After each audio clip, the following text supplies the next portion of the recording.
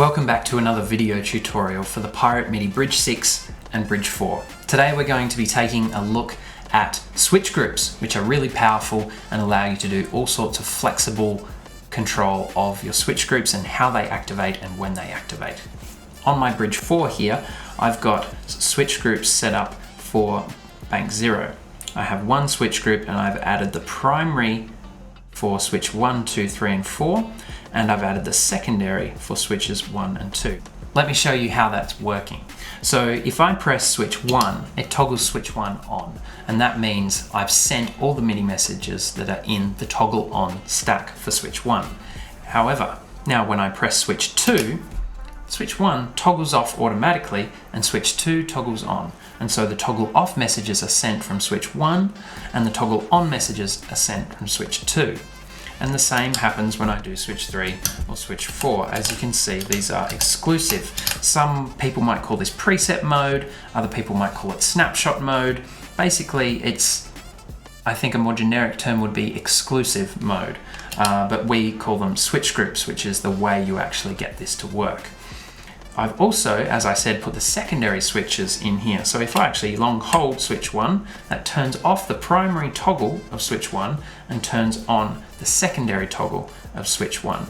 And so I can press that and it will actually toggle between the two. So on a Bridge 4, you're effectively having 8 presets instantly available in one bank, and on the Bridge 6, that would be 12. You can also have multiple switch groups on one bank. So you can have switches that are members of multiple groups interacting in different ways with other switches. Let me show you how it's set up. Let's go to our Bridge 6 and we'll go to the switch groups menu. Here you can see we have 8 groups, and that's for each bank, and those groups will be separate for each bank.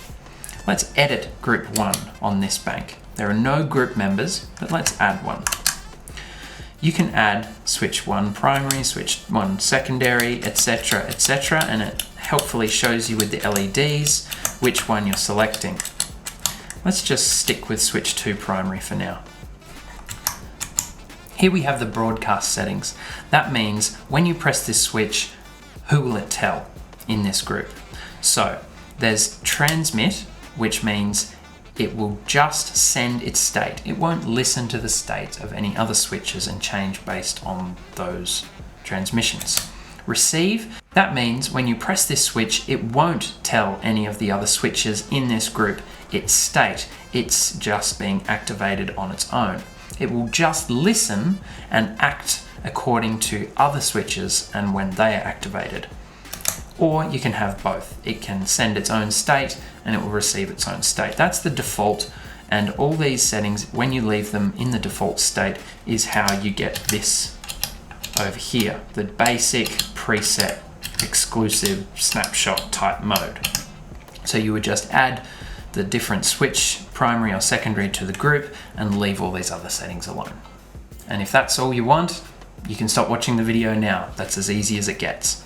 However, if you want to do some conditional switching or some complicated interactions over multiple groups, you can use these respond to and response controls. Now, respond to means that this switch, if it's receiving messages of the states of other switches in the group, you can tell it what to do.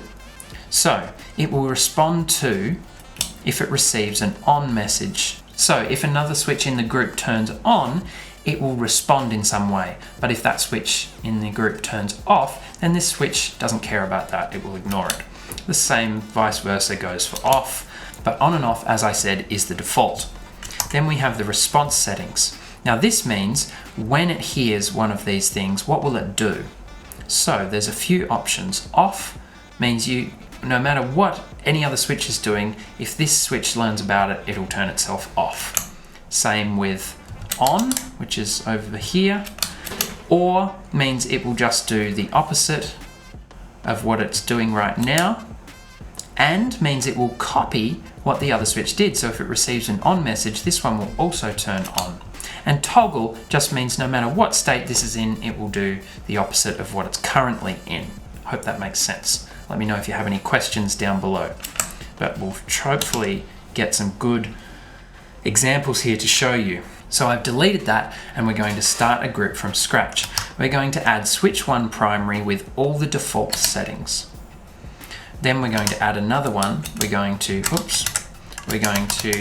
add switch 3 primary and leave all the default settings. We're going to add another one to the group. We're going to add switch 5 primary and leave all the default settings. And here's how it works. 1, 3, 5, 3, 1. Pretty straightforward. Now, what if I did another switch group? We're going to go to switch group 2 and edit that. I'm going to add switch 2 primary, switch 2 primary, switch 4 primary, and switch 6 primary. And now you'll see that these interact with each other, but they don't interact with this group. So these 3 switches are their own group, and these 3 switches are their own group. Now, let's change the settings a little bit more. Now we'll go back to the switch groups, edit switch group 1, and we're going to change the response of this switch to AND, which means that, and we go back out here, when I change switch 3, switch 1 is going to turn on. If I turn switch 1 off, it's automatically turning everything off because that's how it's supposed to happen. But when I press switch 5, you can see this one's going and it's also turning on, and it's also turning on. That's how you can remember and. Let's go back to the switch groups, edit again, change that response to toggle, and now you'll see that it doesn't matter what this is on, it will just toggle.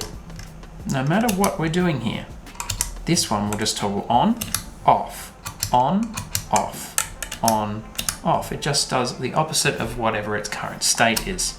Sometimes these groups are a little hard to visualize without having everything set up in front of you. So if you have any particular questions about how you might envision this happening for your gear, it's better to think of an actual thing that you want to do first before trying to set it up.